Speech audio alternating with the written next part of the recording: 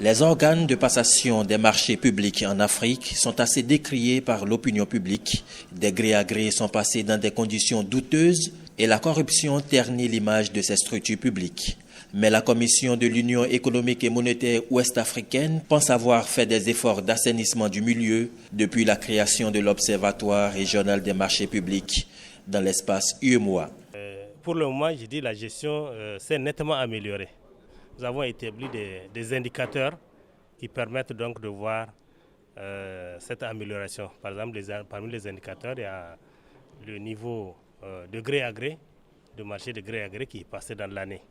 Les gré à gré ne doivent pas dépasser 15%. Certains pays le respectent, d'autres ne le respectent pas. On se bat pour que tout le monde le respecte.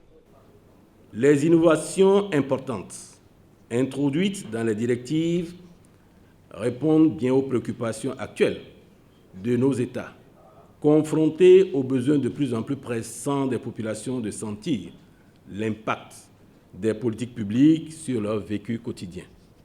L'autorité béninoise de régulation des marchés publics se réjouit du fait que le Bénin est l'un des États de l'UEMOA qui respecte les normes sous-régionales en matière de marchés publics.